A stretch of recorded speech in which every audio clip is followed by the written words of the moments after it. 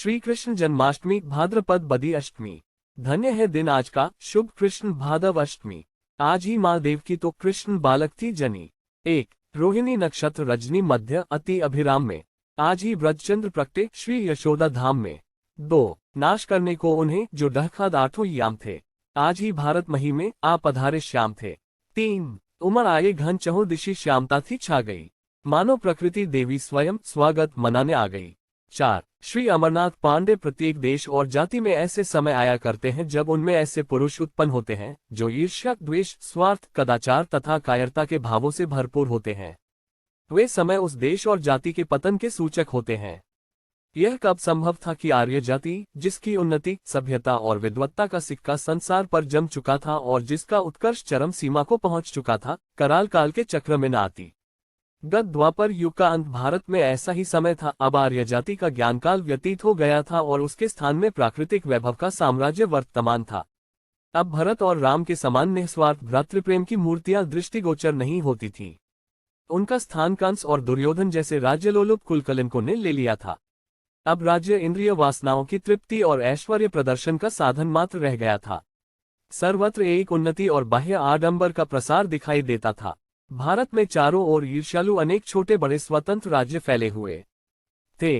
वे धन धान्य आदि सुखोपभोग की सभी सामग्रियों से समृद्ध थे और उनके नरेश शस्त्र विद्या पारंगत वीर होते हुए भी मद्यपान और द्यूत क्रीड़ा आदि दुर्व्यसनों में रत रहते थे। उनमें कोई चक्रवर्ती राजा न था। यद्यपि उस समय मगध नरेश जरासंध की शक्ति की धाक बैठी हुई थी। उसने बहुत से राजाओं को अपने यहाँ बंदी बना रखा था। सब राजा उसके अत्याचार से डरते रहते थे और उसके बल का लोहा मानते थे। चेदे देश का राजा शिशुपाल भी उस समय महाशक्तिशाली समझा जाता था। प्रागज्योतिष आसाम का राजा नरकासुर भी दुराचारी और बलवान माना जाता था।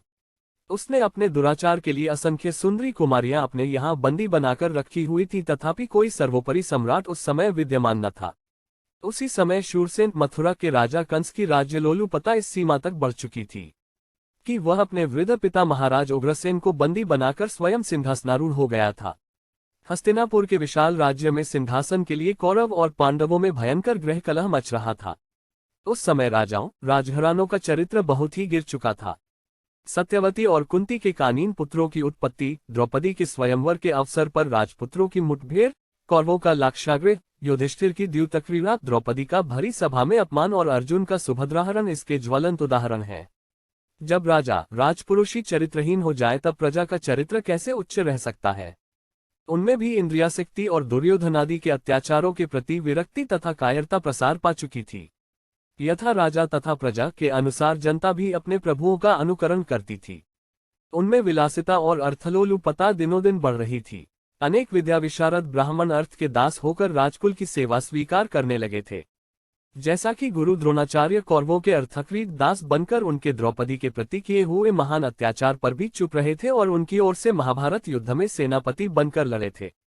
वैश्य, शूद्र और स्त्रियों को हीन समझा जाने लगा था, जिसका श्रीमद् भगवद गीता में उल्लेख पाया जाता है। एकलव्य को केवल शूद्र होने के कारण द्रोणाचार्य ने धनुर्विद्या नहीं सिखलाई थी। वेद का पठन पाठन भी शनैः शनैः घट रहा था। भीष्म पितामह जैसे परम ज्ञानी भी वेद में विशेष प्रवेश न रखते थे। इसका उल्लेख शांति पर्व में विद्यमान है। महाभारत युद्ध की कई घटनाएं बता रही हैं कि उस समय धर्म का ह्रास और अधर्म की वृद्धि हो रही थी।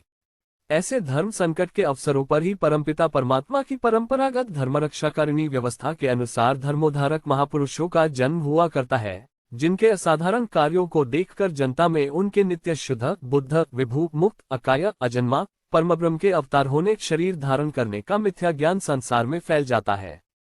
यदि अवतार का अर्थ परमेश की विभूतियों से विशिष्ट, क्योंकि उपासक अपने उपास्य देव की विभूतियों और गुणों को उपासना द्वारा सदैव ग्रहण करते रहते हैं। अनेक जन्म की संस्कार संपन्न आत्माओं के धराधाम पर पुनः अवतीर्ण होने व जन्मने को लिया जाए तो इसमें वैदिक सिद्धांत की कुछ भी क्षति नहीं है। ऐसे ही जन्म जन्मांतर के संस्कृतात्मा तथा विविध विभूति विशिष्ट एक महापुरुष का लोकाभ्युदय कारक आविर्भाव आज संवत 1981 शून्य से 5152 वर्ष पूर्व भाद्रपद कृष्णाष्टमी बुधवार रोहिणी नक्षत्र में उत्तर भारत के शूरसेन देश की राजधानी मथुरा में हुआ था। इसी शूरसेन देश के राजा उग्रसेन को उसका दुराचारी पुत्र कंस गद्दी से उतार कर आप राजा बन बैठा था। यह ऊपर कहा जा चुका है। कंस को जरासंध की 2 पुत्रियां अस्ति और प्राप्ति नामक ब्याही थीं और अपने अत्याचारी श्वशुर के बूते पर वह हजारों अत्याचार करता था। प्रजा उसके पीड़न से तंग आ गई थी। प्रजा को कंस के अत्याचारों से बचाने का जो लोग उद्योग करते थे, उनका अग्रगंता यादव वंशावतंस वसुदेव नामक एक वीर न्यायप्रिय पुरुषोत्तम था, इसलिए कंस उससे सदैव जलता रहता था और भयभीत भी रहता था।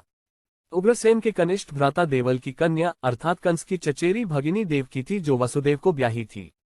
कंस वसुदेव तथा देवकी की तेजस्वता से आशंकित रहकर उनके नाश के प्रयत्न में सदा तत्पर रहता था। अंत को उसने वसुदेव और देवकी को उनके गृह में अवरुद्ध नजरबंद कर दिया। किसी ने उसको यह सुझाव दिया था कि देवकी के पुत्र के हाथ से तुम्हारा वध होगा, इसलिए उसने देवकी के 6 पुत्रों को जन्मते ही मार डाला। 7वें गर्भ का भावी नाश के भय से मध्य में ही पात हो गया। श्री वसुदेव जी अपनी ज्येष्ठा गर्भवती भार्या रोहिणी को कंस के अत्याचार की आशंका से गोकुल निवासी अपने मित्र नंद नामक गोपाधिपति के घर पहुंचा आए थे।